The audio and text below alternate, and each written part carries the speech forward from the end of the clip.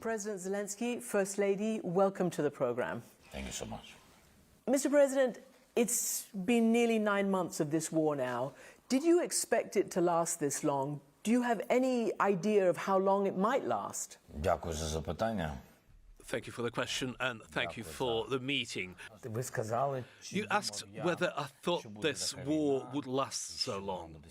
No, because I didn't start this war. And I'm sure there isn't a single Ukrainian who knew what this will be and what tragedy this would bring to every home in our country. Because, I'll repeat, we did not start this war, but Ukrainian society united and showed that it was ready for what unfortunately was such a tragedy, showed that it was ready for these challenges. I was really impressed by the power of one nation and was impressed by the swiftness of the response of Europe, the whole world, and the whole international community that rallied around Ukraine for this challenge. First Lady, what motivates you to get up in the morning? How do you feel that you've endured this war? Well, thank you. It's a big question. It covers many spheres of my life. And what helps me get up in the morning, surely, as you said, it's my husband's example. I know that if he endures, then I have to endure.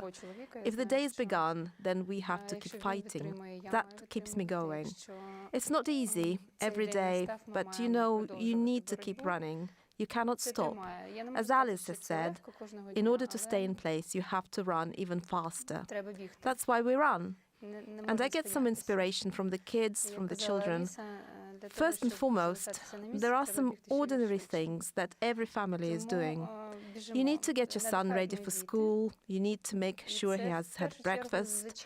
Well, unfortunately, I don't have the assurance that my child would go to school every day because of those strikes with missiles and drones. There's a lot of work, a lot of humanitarian projects that we will continue after the war. That helps a lot. Mr. President, I wanted to ask you how you react, and I know that you all monitor Russian casualties and Russian activity on the Ukrainian battlefield. But the Pentagon actually, as a very senior defense official said, and I'm going to quote to get it right, that Russia has probably lost half of its main battle tanks, used up most of its precision-guided weapons in this war, that 80% of their land force is bogged down here, is stuck here in Ukraine.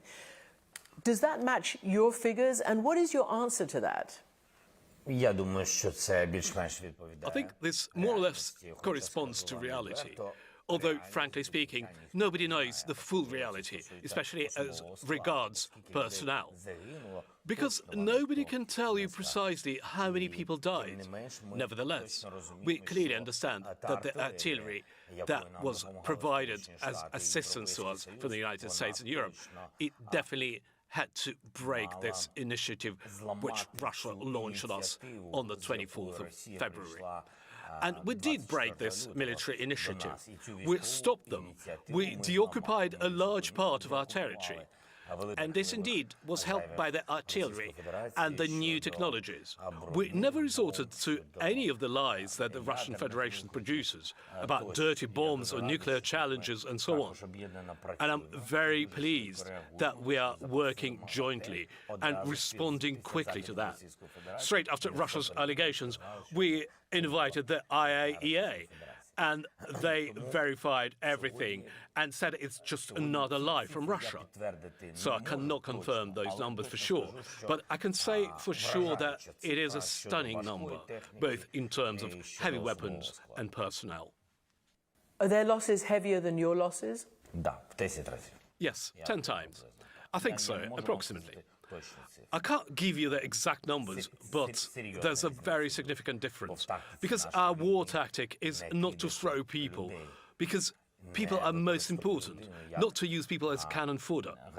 And that's why it is very important to us, whenever we ask our partners for artillery or armoured vehicles, that it is not just about the weapons, but first of all, protection for our military. Madam First Lady, you just returned from a major tech conference in Lisbon, and I think the world has noted that Ukraine has used technology in a really innovative and effective way. What was your message there, and what do you want the tech world to do for this country? Well, my message was pretty simple, and I hope it was heard. The people gathered there were people who pushed technology forward. These people have an impact on which direction technology and the whole world will move in the future.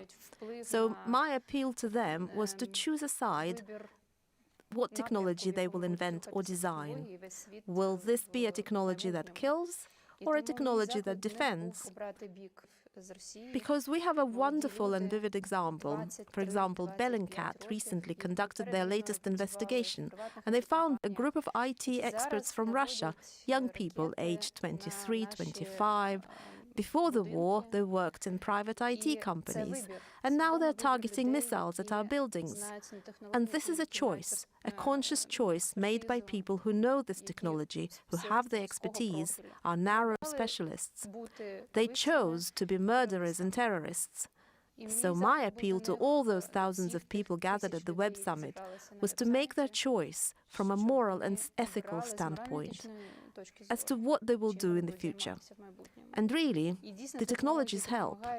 Mr. President, what is the status of Kherson and the impending battle to retake Kherson? You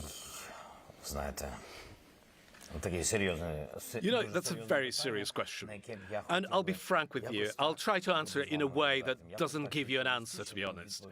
Because these planned military actions, they're discussed in a small circle, but then they're executed in silence. And I really want to have an unpleasant surprise for the enemy and not something they're prepared for. So I'd like to apologize. But at any rate, our people and your public need to know that we're working on some very serious steps with a positive outcome for the citizens of Ukraine and all those communities that support peace in Ukraine. The Russians are observed as digging in very, very hard, some 3 to 4 layers, all the way down to the south, to the port, to the sea. Do you believe that they're mounting a more serious defense of Kherson than perhaps of the other areas that you've liberated? That's right. They have a very powerful defense. And not only me, but our military headquarters, we met. And at first, we didn't believe that they would be running away from Kherson. I believed that this was just an attempt to draw more Ukrainian troops in that direction. First Lady, we've heard of many Ukrainian children being taken over to Russia. We don't know really what's happening to them. Here in Kyiv and in the area, I've met and watched over the last few days kids who've been obviously traumatized by the war. The air raid sirens frighten the little ones. Kids who've been told to be quiet and hide quietly, have difficulty speaking and communicating. Some kids have seen horrible things happen under occupation. Their mothers raped, for instance. Obviously, you're a mother, but you're very involved in the mental health aspect and with your foundation also with women and children. First of all, it's a big tragedy that our children are being taken away to Russia. There's a large number of children who our social services lost connection with, and we can't find them. Sometime in summer, the Russians relaxed their adoption legislation. They simplified the procedure to adopt Ukrainian children, which is horrible, and we understand we'll have to fight for them, and we keep talking about it at all international forums. Currently, we have an agreement on the evacuation of 2 children's homes from the Odessa region, and there's already an agreement reached with Turkey. We're trying to save them in advance. But just 2 days ago, I heard the news that a children's home has been moved from the occupied territories in Kherson region. We cannot reach them, unfortunately. We cannot save them. But hopefully, the international community will help us return our children. Now, as regards helping those children who suffered psychologically from the horrors of war, now there's hundreds of these children already. And we can't even imagine what those children suffered. who had to bury their own mother in the yards of their homes, who saw their relatives murdered, who stayed in the basements of Mariupol. We can only observe them and try to help. And for that purpose, we are establishing a national program on mental health and psychosocial support, which I hope will have a lot of projects for kids. I can give you an example.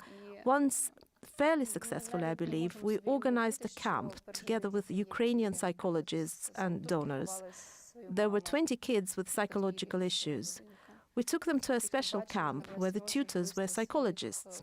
They spent 20 days in Spain under constant 24-hour psychological monitoring, and this therapy had wonderful results. The children who didn't speak started speaking. The children who had eating disorders, who didn't eat at all, and there was a boy who never slept. The tutors had to sleep beside him, because he could only sleep if there was somebody next to him. And indeed, we saw wonderful results. We want to scale up this project.